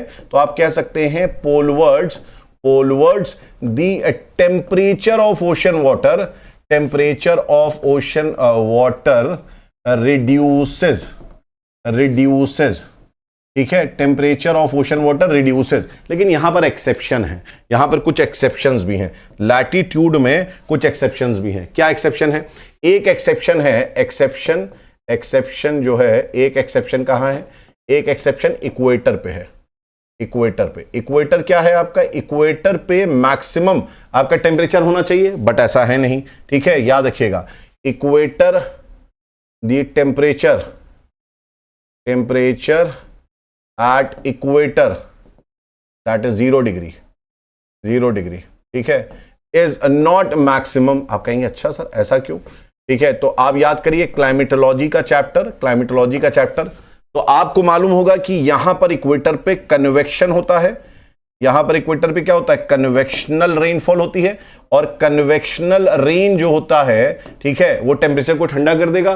कन्वेक्शनल रेन होती किसकी वजह से है, कन्वेक्शनल रेन क्यूमुलोनिम्बस क्लाउड्स की वजह से होती है। क्यूमुलोनिम्बस क्लाउड्स, आपको याद होगा हम लोगों ने पढ़ा है क्या, क्यूमुलोनिम्बस क्लाउड्स। और क्यूमुलोनिम्बस क्लाउड्स का बहुत हाई अल्बीडो होता है, इसका हायर अल्बीडो होता है। यहां से सनरेज जो है बेटा, वो सनरेज पड़ ही नहीं पाती, ऊपर रिफ्लेक्ट ज्यादा हो जाती हैं, ठीक है। और ये जो इक्वेटर वाला रीजन है ना, यहां पर हम लोग देखेंगे ओशन करंट चैप्टर पे कि यहां पर ठंडे पानी की अपवेलिंग होती है, यहां पर आपका अपवेलिंग हो रहा है। इन तीन वजह से जो है इक्वेटर में आपका मैक्सिमम टेम्परेचर नहीं है। क्यों, रेनफॉल हो जाएगा, ठंडा हो जाएगा मौसम यार, है ना। क्यूमुलोनिम्बस क्लाउड है, भयंकर क्लाउड है, आने ही नहीं दे रहे हैं सनरेज को, हर दिन हो रहा है 4 o'clock रेंज यहां पर इक्वेटर में, बिल्कुल सही बात। और अपवेलिंग है, ये ओशन करंट चैप्टर में हम लोग देखेंगे कि क्या होता है। अब यहां पर अब एक और एक्सेप्शन क्या है, एक्सेप्शन ये है कि मैक्सिमम टेम्परेचर, सेकंड क्या है यहां केस, है ना, सेकंड कंडीशन, ये फर्स्ट थी हमारी condition, this is second. Maximum temperature कहां है, तो मैक्सिमम टेम्परेचर जो है ये आपका 25 डिग्री से लेके 35 डिग्री लैटिट्यूड्स में मिलता है ना। ये आपका बेसिकली सब ट्रॉपिकल प्रेशर बेल्ट पे आपको ये कंडीशन मिल रही है। तो आप बोलेंगे सर ऐसा क्यों, तो देखो यार यहां पर क्या हो रहा है, यहां पर क्या होता है, इस वाले रीजन में क्या है, इस वाले रीजन में पहली चीज सिंकिंग एयर है। सिंकिंग एयर मतलब क्या है कि this is high pressure zone, यहां बारिश नहीं होगी, है ना। प्लस यहां पर देयर इज नो क्लाउड्स, यहां पर आपके क्लाउड्स भी नहीं है, यहां पर आपके क्लाउड्स भी नहीं है। और प्लस यहां पर क्या है, यहां पर इंसोलेशन ज्यादा है। भाई बहुत ज्यादा दूर थोड़ी ना है ट्रॉपिक्स से, 25 से लेके 35, ये कोई tropics of Cancer, tropic of Capricorn से बहुत ज्यादा दूर होना है। तो यहां इंसोलेशन क्या होता है, इंसोलेशन बहुत ज्यादा होता है। और इंसोलेशन क्या करेगा, इंसोलेशन टेम्परेचर को बढ़ा देगा, बारिश नहीं होगी वो टेम्परेचर को बढ़ा देगी। क्लाउड्स यहां पर है नहीं तो इंसोलेशन ज्यादा हो रहा है, सिंकिंग एयर है इसलिए क्लाउड्स यहां नहीं है। तो ये सारे रीजन है जिसकी वजह से आपको सबसे ज्यादा जो टेम्परेचर मिलेगा वो कहां मिलेगा, यहां पर आपको मिलेगा, ठीक है। अब और कौन सी चीज आपके टेम्परेचर को इफेक्ट करती है, तो अनइक्वल डिस्ट्रीब्यूशन ऑफ लैंड, इसको यहीं समझो, unequal distribution of land and water. देखिए आप एक चीज समझिएगा बहुत कायदे से, ठीक है। अगर सपोज कोई इस तरीके से there is some ocean like this, ठीक है, ये आपका क्या है, suppose this is some ocean, ये या सी है आपका कोई, ये सी है, दिस इज सम सी। इसको हम बोल सकते हैं ये हर तरफ से लैंड से घिरा हुआ है, this is a land, this is a land, ठीक है, दिस इज लैंड, राइट। और अगर ये जो आपका है ये कहां पर है, ये अगर आपका ट्रॉपिक्स में है, ये कहां पर है, ये आपका अगर ट्रॉपिक्स में है ना, ये अगर आपका कहां पर है, ट्रॉपिक्स में, जहां पर ऑलरेडी क्या होता है, हाई टेम्परेचर होता है। ट्रॉपिक्स में क्या होता है बेटा, ऑलरेडी हाई टेम्परेचर होता है, ठीक है। अब ऐसी जो वाटर बॉडी है इसमें क्या मिक्सिंग हो रही है, क्या ये वाटर बॉडी बहुत आराम से मिल पा रहा है दूसरी अपने नियर बाय वाटर बॉडी से मिल पा रहा है, क्या ये वाली वाटर बॉडी, ये वाली नहीं मिल पा रही है। तो जब ये एनक्लोज्ड, इनको हम क्या बोलते हैं, दीज आर पार्शली एनक्लोज्ड सी, ये क्या होते हैं, ये एनक्लोज्ड सी हैं, ये लैंड से घिरे हुए हैं। एनक्लोज मतलब होता है लैंड से घिरे हुए, है ना, जैसे रेड सी हमारा है, you have seen red sea, Mediterranean sea, ये सब क्या है, ये लैंड से घिरे हुए हैं। क्या है, लैंड से घिरे हुए हैं। ट्रॉपिकल रीजन में है, गर्म है, यहां पर देयर इज नो मिक्सिंग, यहां मिक्सिंग हो रही है क्या, यहां पर mixing of water is not good, mixing of water is not good, ठीक है, पानी मिल नहीं पा रहा। अच्छा, यहां पर जो पानी है इसके बाहर, वो तो पानी अपना मूवमेंट कर रहा है, गर्म हो रहा है, मूवमेंट कर रहा है इधर से उधर, विंड्स चल रही है, मूवमेंट हो रहा है ना, विंड्स मूव करा दे रही है उन पानी को। लेकिन ये जो फंसा हुआ पानी है, लैंड में बीच में फंसा हुआ पानी है, इनमें मूवमेंट हो नहीं रहा है। और अगर ये इत्तेफाक से कहां होंगे, ट्रॉपिक्स में होंगे, तो यहां पर बताओ इनका टेम्परेचर कैसा होगा, मिक्सिंग हो नहीं पा रही है, ट्रॉपिक्स में है, गर्म है, फॉल जाएंगे। तो यहां पर क्या होगा, अगर ये ट्रॉपिक्स में है, अगर ये ट्रॉपिक्स में है, तो यहां पर इनका हाई टेम्परेचर होगा। जैसे उदाहरण के लिए रेड सी, जैसे bay of Bengal, bay of Bengal भी क्या है, बे ऑफ बंगाल जो है ना, बे ऑफ बंगाल भी ऐसे ही है, लैंड से बहुत घिरा हुआ है, राइट। रेड सी है, you have Mediterranean sea, Mediterranean sea, गर्म है पानी, मेडिटेरेनियन सी का पानी, MED मतलब मेडिटेरेनियन सी शॉर्ट फॉर्म में लिखा है, इसका गर्म है पानी। अब यही चीज सोचो तुम पोल्स में ऐसी कंडीशन अगर हो, अगर ऐसी ही कंडीशन बेटा पोल्स में हो, कि पोल्स में you have something like this, इस तरीके से आपका पोल्स में है ना, this is a polar region, ये वाटर है आपका, this is land, this is land, this is land and this is water. ये पोलर रीजन पे है। अगर ये पोलर रीजन पे होगा, बताओ मुझे, अगर ये पोलर रीजन पे होगा तो यहां पर भी, यहां पर, अच्छा पोलर रीजन में कैसा होता है, तो आप कहेंगे सर पोलर रीजन में लो टेम्परेचर होता है। नॉर्मली कैसा टेम्परेचर होता है, पोलर रीजन हमारा ठंडा होता है, लो टेम्परेचर होता है ना। अब यहां पर भी मिक्सिंग नहीं है, यहां पर भी mixing of water is not good, और इसके आसपास का जो पानी है वो मूवमेंट कर रहा है, लेकिन यहां का पानी मूवमेंट नहीं कर पा रहा है। तो ये कंपैरेटिवली अपने आसपास के पानी से और ठंडा होगा, बिकॉज ये अपना लैंड से क्या हो रहा है, लैंड से यहां पर ये और ठंडा हो रहा है, यहां लैंड से ये और ज्यादा गर्म हो रहा है, लैंड से और ज्यादा गर्म हो रही है वाटर, तो ये वाटर गर्म होगी। ये लैंड क्योंकि यहां पर पोलर रीजन्स में ठंडा है, तो ये और ज्यादा ठंडक कंडक्शन के थ्रू प्राप्त करेगी, कंडक्शन के थ्रू रिसीव करेगी। तो पोलर रीजन्स में वाटर कैसा होगा, वाटर का टेम्परेचर लो होगा। एग्जाम्पल, जैसे यू हैव हडसन बे देख लो, है ना, जैसे तुम्हारा बाल्टिक सी है, यू सी, तो बाल्टिक सी देख लो, ये सब एनक्लोज्ड है।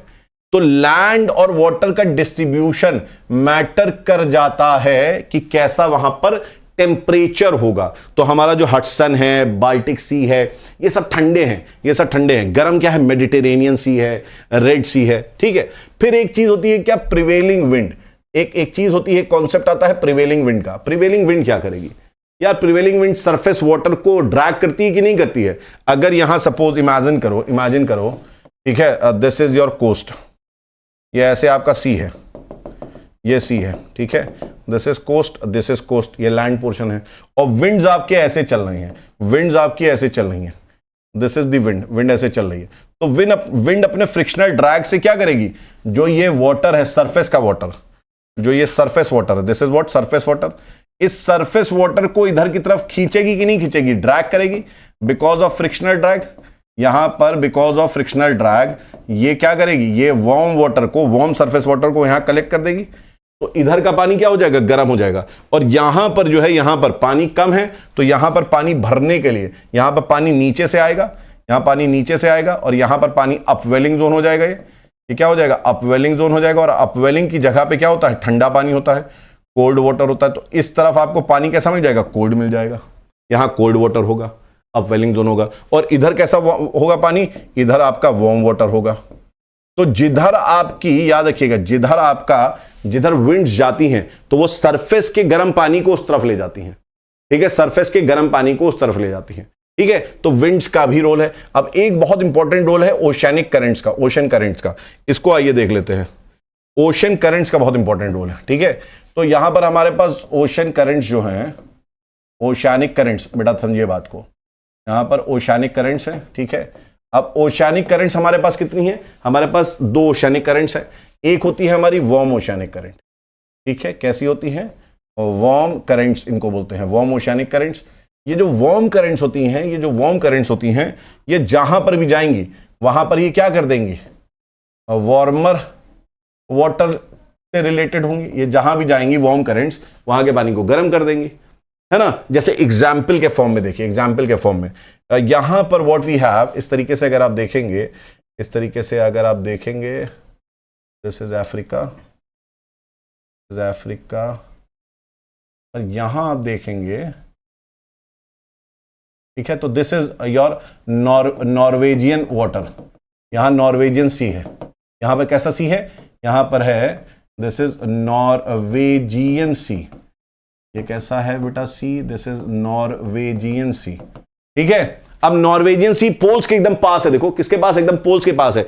ठंडा होना चाहिए पानी, लेकिन यहां ठंडा नहीं होता है। क्यों? क्योंकि यहां पर एक इस तरीके से करंट्स चलती हैं, वार्म करंट चलती हैं, और इस वार्म करंट का नाम है Norwegian current, Norwegian warm current, ठीक है। ये basically this is north Atlantic drift, ठीक है, जो कि आपका नॉर्वेजियन करंट बनती है, और ये आर्कटिक ओशन को भी गर्म करती है। ये याद रखिएगा, आर्कटिक ओशन को भी गर्म करती है। दिस इज योर नॉर्वेजियन सी। ये क्या है आपका? ये नॉर्वेजियन सी है, जो गर्म हो जा रहा है, जो ठंडा होना चाहिए था, ठीक है, जो ठंडा होना चाहिए था, लेकिन वो नहीं हो रहा है। ऐसे ही आप देखेंगे, अगर ऐसे ही आप देखेंगे, ठीक है, तो एक एग्जाम्पल और आपको मैं दे सकता हूं, ठीक है। अगर आप देखेंगे इस तरीके से, वी हैव दिस, एक और एग्जाम्पल देखोगे तो इस तरीके से we have this is your Alaska, ठीक है, दिस इज नॉर्थ अमेरिका। ये अलास्का है आपका, Gulf of Alaska, this is Gulf of Alaska. तो गल्फ ऑफ अलास्का है, this is Gulf of Alaska. यहां पर पानी गल्फ ऑफ अलास्का में कैसा होना चाहिए? गल्फ ऑफ अलास्का में पानी आपका ठंडा होना चाहिए, क्योंकि ये पोल्स के पास है। अलास्का तो वैसे ही बहुत ठंडा है, लेकिन यहां पर एक करंट चल रही है, यहां पर आपकी एक करंट चल रही है। These are what? Alaskan warm current. यहां पर एक करंट चलती है, अलास्कन वार्म करंट। ये हम लोग ओशियनिक करंट में पढ़ेंगे पूरे सारे करंट्स को, अलास्कन वार्म करंट्स। तो ये जो अलास्कन वार्म करंट्स है ना, ये अलास्कन वार्म करंट्स जो बेटा हैं, ये क्या कर रही है? बेसिकली वहां पर गर्म कर देनी है। तो वार्म करंट्स जो करेंगी, क्या काम करेंगी? ये वार्म कर देंगे। ऐसे ही सिमिलरली जो हमारे कोल्ड करंट्स होंगी, जो हमारी कोल्ड करंट्स होंगी, वो कोल्ड करंट्स क्या करेंगी? वो कोल्ड करंट्स उस जगह के पानी को और ठंडा कर देंगी, है ना। They will make the water cooler waters यहां पर हो जाएंगे, ठीक है। जैसे we have what? We have Labrador sea, Labrador sea है जो, है ना, यहां पर क्या चलती है? लैब्राडोर करंट्स चलती हैं, लैब्राडोर करंट्स चलती हैं, जिसकी वजह से लैब्राडोर करंट कैसी है? कोल्ड करंट है, जिसकी वजह से लैब्राडोर सी बहुत ठंडा हो जाता है, ठीक है। तो ये हमारे जो थे, ये हमारे थे टेम्परेचर, जिसको बोलते हैं टेम्परेचर के बारे में हमने हॉरिजॉन्टल टेम्परेचर के बारे में बात कर ली। अब हम लोग बात करेंगे किसकी? वर्टिकल डिस्ट्रीब्यूशन ऑफ टेम्परेचर की। अभी हम लोग ने हॉरिजॉन्टल डिस्ट्रीब्यूशन में देख लिया कि कैसे कौन कौन से फैक्टर्स आपके अफेक्ट करते हैं। वर्टिकल डिस्ट्रीब्यूशन ऑफ टेम्परेचर भी बड़ा यूनिक किस्म का है, थोड़ा सा समझिएगा इसको। I will make a graph, हम लोग एक ग्राफ बनाएंगे और इस ग्राफ से इसको समझेंगे, ठीक है। ये है हमारा, this is a temperature, this is a temperature, ठीक है। दिस इज अ डेप्थ, ये डेप्थ है, ठीक है, दिस इज डेप्थ। एंड इस तरफ बढ़ोगे तो टेम्परेचर बढ़ेगा, ठीक। अब यहां मान लो दिस इज समथिंग, यहां टेम्परेचर है अराउंड से 15 डिग्री टू 25 डिग्री सेंटीग्रेड, कुछ भी हो सकता है ना। ट्रॉपिक्स वाला रीजन है, यहां पर ट्रॉपिक्स वाला रीजन है, ठीक। और यहां पर जो ग्राफ बनेगा वो ऐसा है कुछ। जब ये नीचे आएगा तो ये कुछ ऐसे नीचे आता है, और फिर एक जैसा हो जाता है। एंड यहां पर जो टेम्परेचर है, यहाँ पे जो टेम्परेचर है, this is 3 degree to 4 degree centigrade, है ना। 3 डिग्री से लेके 4 डिग्री सेंटीग्रेड पे जो वाटर होता है, ये याद रखिएगा, इस बात को लिख लीजिएगा कि सबसे डेंस होता है। 3 डिग्री टू 4 डिग्री सेंटीग्रेड पे वाटर इज डेंसेस्ट, ठीक है, सबसे ज्यादा डेंस होता है वाटर।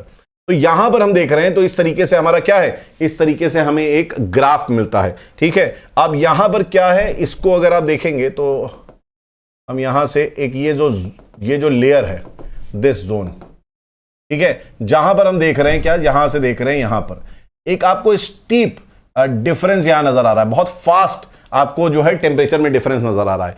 इस लेयर को हम बोलते हैं, इस लेयर की डेप्थ होती है अराउंड 300 से 500 मीटर है ये, एंड दिस इज 1000 मीटर। यहां इस बेल्ट, इस रेंज में हम देख रहे हैं टेम्परेचर बहुत तेजी से क्या हो रहा है, बहुत तेजी से डिक्लाइन कर रहा है, बहुत तेजी से डिक्लाइन कर रहा है। इस बेल्ट को हम बोलते हैं, इस लेयर को, जोन को बोलते हैं थर्मोक्लाइन लेयर। क्या बोलते हैं इसको, हम लोग बोलते हैं थर्मोक्लाइन लेयर, ठीक है। अब इस थर्मोक्लाइन लेयर के ऊपर कैसी लेयर है, this is your surface layer. ये कैसा है, ये तुम्हारा सरफेस वाटर है, this is what, this is surface water. और ये तुम्हारा कैसा वाटर है, दिस इज, इसके नीचे दिस इज, यहां से डीप वाटर स्टार्ट हो जाता है।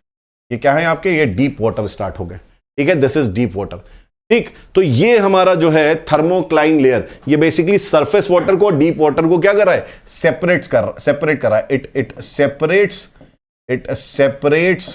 द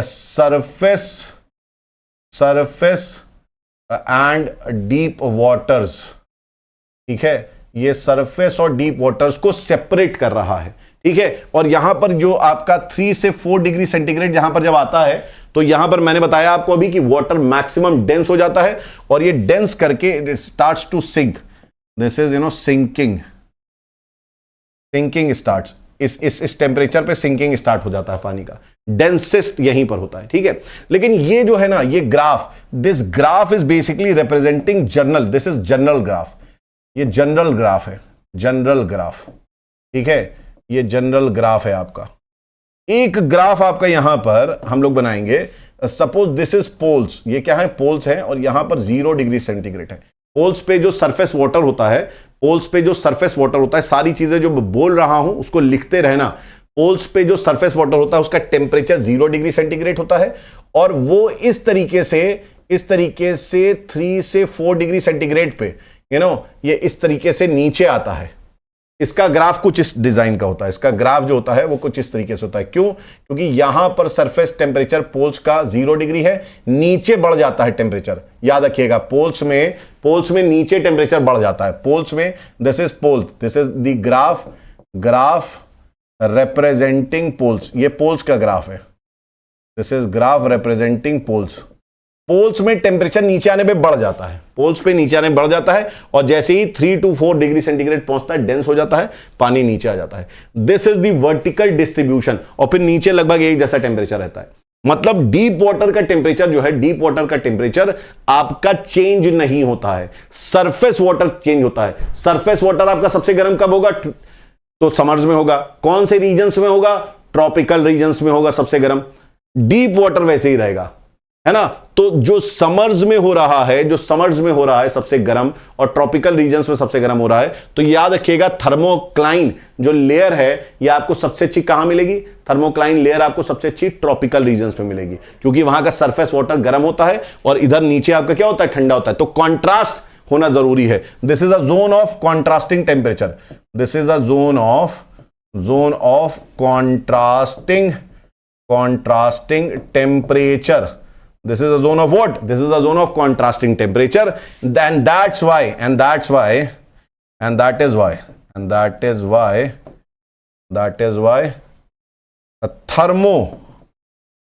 a thermocline layers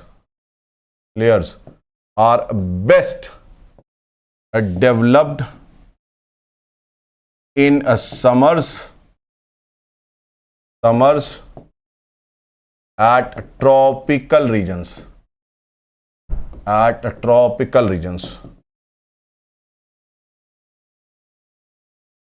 ठीक है, तो ये हमने कर लिया क्या, वर्टिकल डिस्ट्रीब्यूशन ऑफ टेम्परेचर।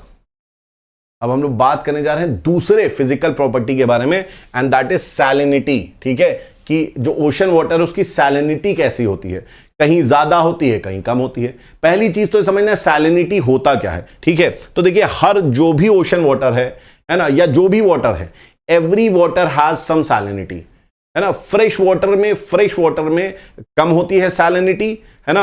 जो हमारा ओशन वाटर होता है वहां पर सैलिनिटी ज्यादा होती है। हाँ, ये बात जरूर है कि जो आइस होता है ना, आइस जो बनता है वो आइस प्योर वाटर होता है, प्योर फ्रेश वाटर होता है, उसमें सॉल्ट नहीं होता है। ठीक है, ये चीज याद रखिएगा, इट इज वेरी इंपॉर्टेंट। ठीक, अब एक चीज समझिएगा, all water in nature whether rain water और ocean water contain dissolved mineral salts. ठीक है, डिसॉल्व मिनरल सॉल्ट सब में होते हैं, जो घुले हुए जिसको बोलते हैं नमक के कण। ठीक है, डिसॉल्व वाटर आपके सॉल्ट्स हर में होते हैं, और यही हमारे वाटर को क्या बनाते हैं, सलाइन बनाते हैं। भाई एक चीज बताओ, पानी में अगर तुमने नमक को घोल दिया तो नमकीन पानी हो गया, तो सॉल्ट्स अगर डिसॉल्व हो गए तो वो वाटर कैसा हो जाएगा, सलाइन हो जाएगा। But how do you define salinity, आप सैलिनिटी को डिफाइन कैसे करते हो, परिभाषित कैसे करते हो, तो ये याद रखिएगा, salinity is the term used to define the total content of dissolved salts in the sea water. Salinity क्या बता रहा है, salinity is basically representing what, the amount of salt in amount of dissolved salt in the sea water।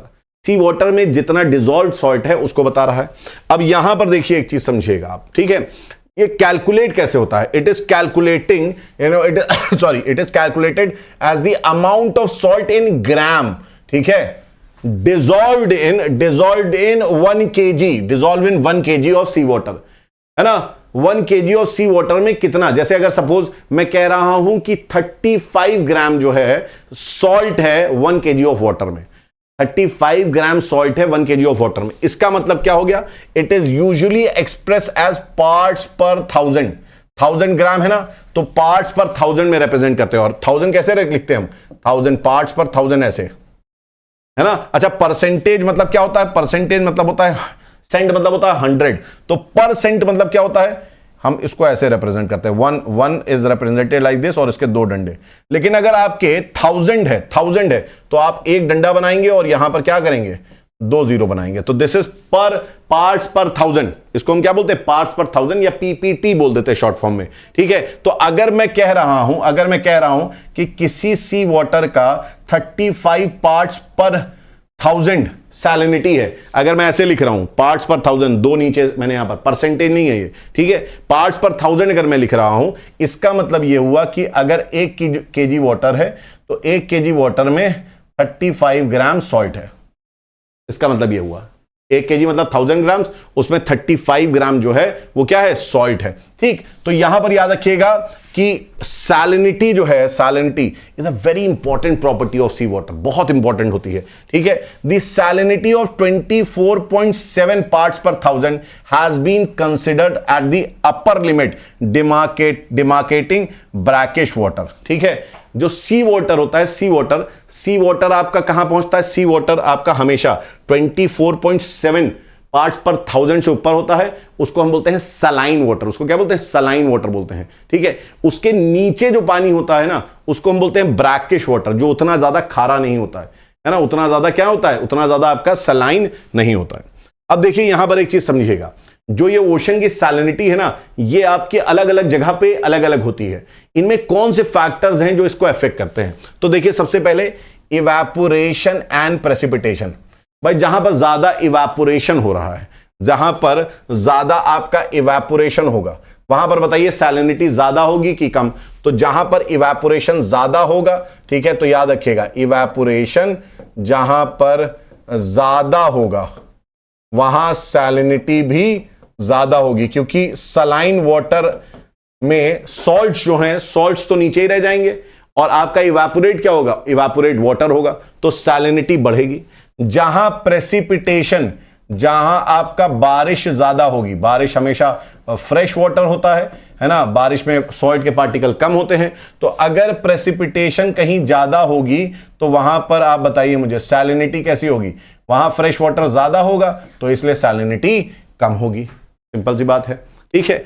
अब आपका fresh flow of water, ठीक है, जैसे river water, तो रिवर के जो माउथ होंगे, जहां पर बड़ी बड़ी रिवर्स आती होंगी, वहां पर क्या होगा, जहां पर आपके रिवर्स क्या करेंगे, ऐड करेंगे एडिंग फ्रेश वाटर। क्या ऐड कर रहे हैं, फ्रेश वाटर ऐड कर रहे हैं, तो वहां सैलिनिटी कैसी होगी, वहां सैलिनिटी कम होगी।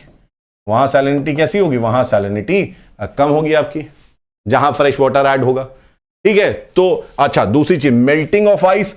आइस जो होता है प्योरली फ्रेश वाटर होता है, आइस जो होता है प्योरली क्या होता है, फ्रेश वाटर होता है। तो ये जहां पर भी ऐड होगा, जहां पर भी मेल्ट होगा, वहां पर फ्रेश वाटर एडेड होगा। और अगर फ्रेश वाटर ऐड हो रहा है, अगर फ्रेश वाटर ऐड हो रहा है, तो सैलिनिटी उस जगह की क्या हो जाएगी, सैलिनिटी उस जगह की कम हो जाएगी। फ्रेश वाटर ज्यादा तो सैलिनिटी कम, ठीक है। अब ओशियन करंट्स क्या करते हैं, ओशियन करंट्स क्या करते हैं, ओशियन करंट्स भी फ्रेश वाटर को अगर कहीं लेके जा रहे हैं, कहीं पर ज्यादा फ्रेश वाटर है, कहीं पे ज्यादा फ्रेश वाटर है, तो वो फ्रेश वाटर अगर आपका कहां जा रहा है, दूसरे रीजन पे जा रहा है जहां पर आपका सलाइन वाटर है, तो वो क्या करेगा, वो सैलिनिटी को डिक्रीज कर देगा। या सलाइन वाटर अगर लेके जा रहा है ओशियनिक करंट, तो जहां पहुंचेगा वहां पर क्या करेगा, वहां पर सैलिनिटी को इंक्रीज कर देगा, ठीक है। तो ये जो है हमारा क्या है, ये सैलिनिटी का कॉन्सेप्ट है ना। अब मुझको एक चीज बताइए, मैं कुछ एग्जाम्पल आपको बताता हूं, ठीक है। We will see some examples. अब कुछ एग्जाम्पल देखिए, जैसे अब अगर आप बात करें, वी हैव ब्लैक सी, हमारा ब्लैक सी है एक तरफ हमारा है क्या, मेडिटेरेनियन सी। एक तरफ हमारा है ब्लैक सी और मेडिटेरेनियन सी, ठीक है। मेडिटेरेनियन सी में इवेपोरेशन ज्यादा हो रहा है, ठीक है। मेडिटेरेनियन में लेस रिवर आउटफ्लो, मतलब यहां ज्यादा रिवर्स नहीं गिर रही हैं, मतलब less addition of fresh water, less addition of fresh water, ठीक है। तो यहां पर बताओ मेडिटेरेनियन सी की सैलिनिटी कैसे होगी। इतनी सारी चीजें देखने के बाद क्या बोलोगे तुम कहोगे सर यहां सैलिनिटी जो है, सैलिनिटी क्या होगी, सैलिनिटी ज्यादा होगी, इसकी मेडिटेरेनियन सी की सैलिनिटी ज्यादा होगी।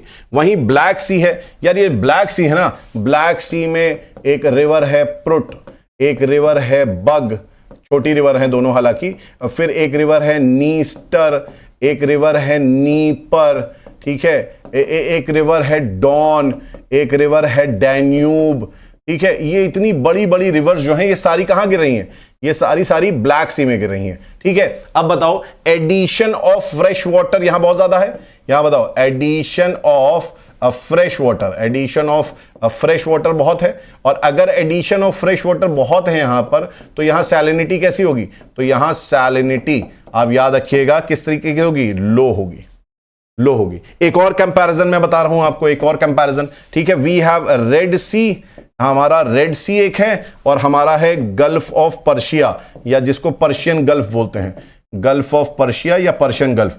अब पर्शियन गल्फ में दो बड़ी बड़ी रिवर्स आके गिरती हैं, आउटफ्लो करती हैं, दो बड़ी बड़ी रिवर्स कौन कौन सी हैं, एक आपकी है, एक आपकी है यूफ्रेटस भी बोलते हैं, ठीक है। एंड एक बड़ी रिवर आपकी कौन सी है, टिग्रिस, ये रिवर यहां गिर रही है, तो यहां पर सैलिनिटी कैसी होगी, सैलिनिटी यहां पर रेड सी के कंपैरिजन में कम होगी। रेड सी में ऐसा कुछ है नहीं, है ना, रेड सी में कुछ ऐसा है नहीं, तो रेड सी की सैलिनिटी क्या है, रेड सी की सैलिनिटी जो है ज्यादा होती है। यहां पर उतना ज्यादा आउटफ्लो आपका नहीं है, वहां पर इतना ज्यादा आउटफ्लो आपका नहीं है, ठीक है। तो ये दोस्तों हमने जो पढ़ा, ये हमने आज पढ़ा ओशन के बारे में, ओशन के बेसिक्स के बारे में, ठीक है। तो इस चैप्टर को आई होप आप लोग एंजॉय करेंगे। सारा मैंने कॉन्सेप्चुअल क्लैरिटी जो होनी चाहिए वो आपको मैंने बता दी है। एक बार एनसीईआरटी आप आराम से रीडिंग कर लीजिएगा, आपको इस चैप्टर में अब कोई दिक्कत नहीं होने वाली होगी। ये छोटे चैप्टर्स हैं, ये छोटे चैप्टर्स हैं, बड़े चैप्टर्स आगे आने वाले हैं, जैसे कि टाइड, वेव्स, ओशन करेंट, है ना, उसमें सब बताना है, तो वो आपका बहुत बड़ा चैप्टर है। ये छोटे चैप्टर है लेकिन बहुत इंपॉर्टेंट चैप्टर है, यहां से क्वेश्चन बहुत ज्यादा आते हैं। अगर आप लोगों को क्लास आज की अच्छी लगी हो तो जरूर लिखिएगा, मजा आया। मैं हिमांशु थापा साइन ऑफ करता हूं, थैंक यू।